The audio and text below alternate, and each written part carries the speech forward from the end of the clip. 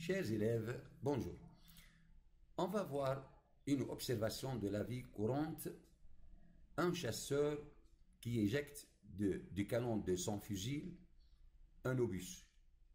On observe que le chasseur avec son arme à feu subit un recul vers l'arrière. Observez comment interpréter ce fait-là, recul d'un fusil ou d'une arme à feu. Le système fusil-obus est un système isolé car la somme des forces extérieures est égale à 0 durant cette explosion. Bon, maintenant, donc, on a à appliquer le théorème de la quantité de mouvement, somme des forces extérieures égale dp sur dt, où p est la quantité de mouvement du système fusil plus obus. Mettons somme des forces extérieures égale à 0, alors dp sur dt devient égal à combien? Dp sur dt, voilà ici, dp sur dt égale à combien? Égale à 0. N'est-ce pas? Somme des forces extérieures égale à 0, donc dp sur dt égale à 0. Nous disons que la quantité de mouvement est conservée. Pourquoi? Parce que la dérivée de p par rapport au temps est nulle. En dérivant quoi? En dérivant p par rapport au temps, cette dérivée étant nulle, donc p se conserve. P est une constante au cours de l'explosion seulement. Bon, dp sur dt égale à 0, c'est-à-dire p avant égale quoi? Égale P après.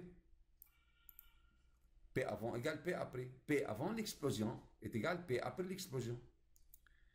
P avant l'explosion, le système fusil plus obus étant au repos.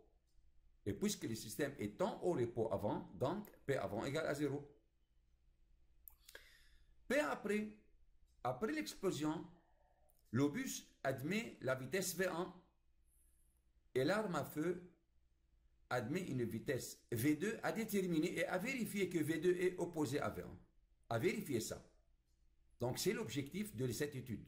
L'objectif de cette étude est de vérifier que V2 est dans le sens contraire à celui de V1 et c'est le recul qui explique le recul du quad du fusil. Bon, la quantité de mouvement du système entier, fusil-obus, on la note par quoi? Par P après. P après égale à combien? P après, c'est la somme de deux quantités de mouvement. Quantité de mouvement associée à l'obus, c'est-à-dire M1, V1, plus la quantité de mouvement associée au fusil, M2, V2. P après égale M1, V1 plus M2, V2. Par comparaison entre P avant et P après, on peut tirer 0. 0 égale combien? 0 égale M1, V1 plus M2, V2. Ça conduit à déterminer V2, n'est-ce pas? C'est l'objectif du paragraphe, V2. V2, en tirant M1, V1 à gauche ici, moins M1, V1, donc M2, V2 égale moins M1, V1, et alors V2 égale à combien? V2 égale à moins M1 sur M2 fois V1. V1 a le sens à droite. Voilà comment V2, comme M1 sur M2, c'est un rapport positif toujours, rapport de masse. Alors V2 est opposé à V1. C'est pourquoi le fusil subit un recul vers l'arrière. Inversement à quoi?